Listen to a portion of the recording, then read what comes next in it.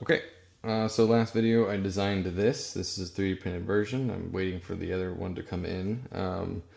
I'm actually transitioned over to CNC based on feedback from the supplier saying there would be warping, and obviously I want a very technical device here, so it'll be CNC'd, not metal 3D printed. It'll still be made out of metal though, it'll be aluminum.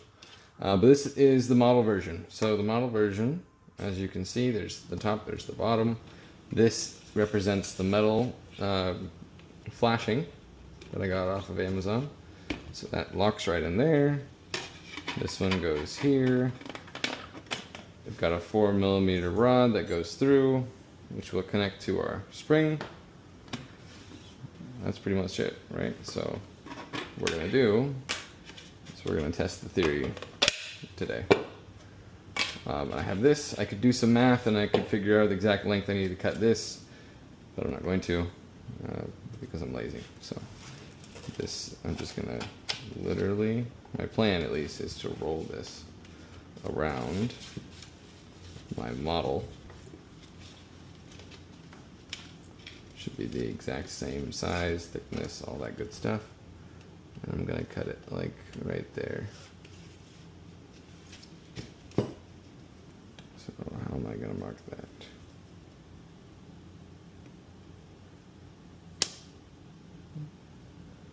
Am I gonna be able to see that? I think I can see that. Okay. I don't need that anymore. There's my mark. Got some shears. Just gonna sloppy cut this. By the way, this roll of flashing was like 20 bucks, something like that. Aluminum flashing, use it for roofing and whatever else you might use it for. Can probably cut it with scissors, but I have shears, so I figure why not use them for what they're made for, right? Okay, so this is all just extra. Which, by the way, this is a pretty cool engine. If you didn't know what this was, a little side quest here. Extra bonus points in the comments if you know which engine this is. But let's just see if we can get this to work. Let's begin the install of our displacer wall.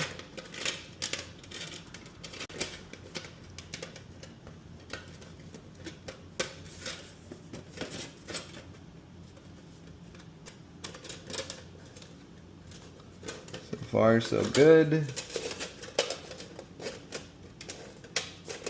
The hardest part is literally just getting it into its groove. If you're gonna do this, you should wear gloves. PPE is important. Look at that. Did that just work?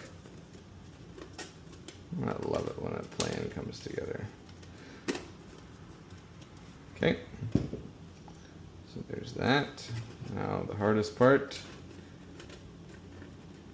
is going to be to install the top and use the pressure of the two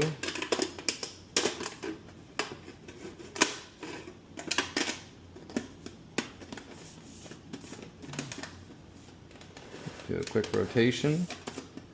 That looks good.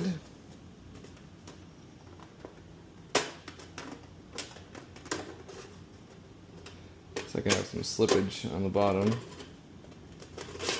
Let's do this. Get a little ahead of myself here. So we're going to need to first put in our rod.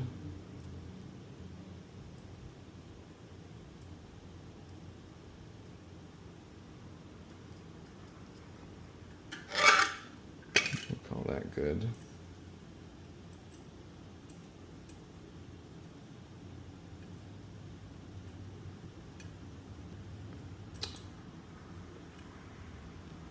It's the problem with threaded rods sometimes. Oh yeah, never mind. If they're not cut right, then the top can have a jagged edge.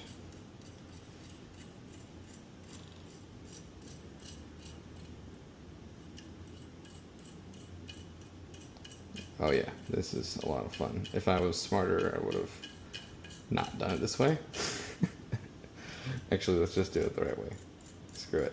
Okay, so I'm gonna roll on one.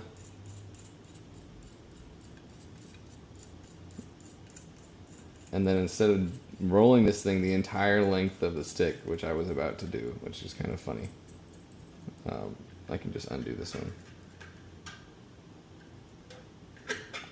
Flip it around. Call it a day.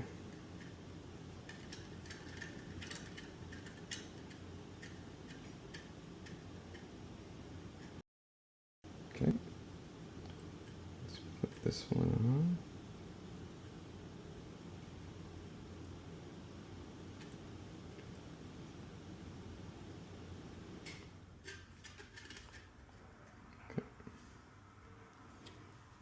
Now we have the base.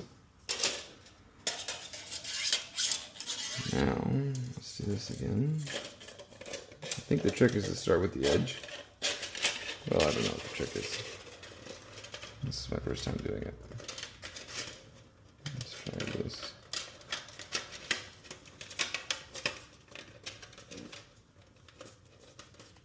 Seems like that's working pretty well for me.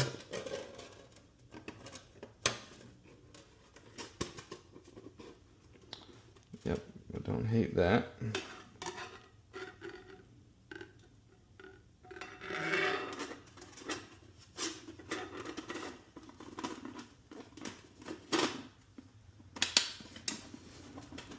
Okay, actually got a wing nut for the top.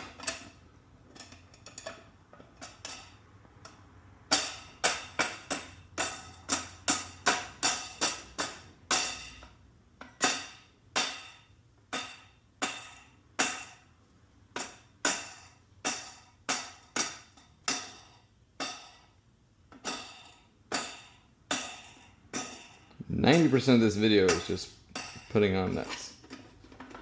Okay, let's crank her down.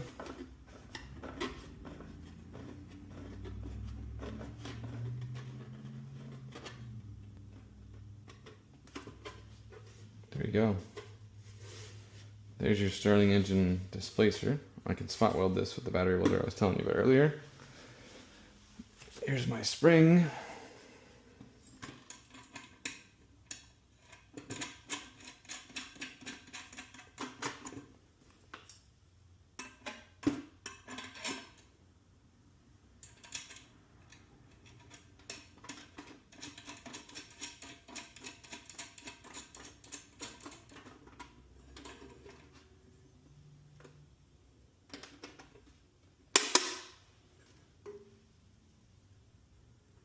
It's not bad.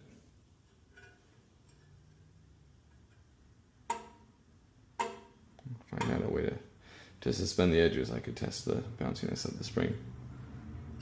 I guess this is a good way to show you.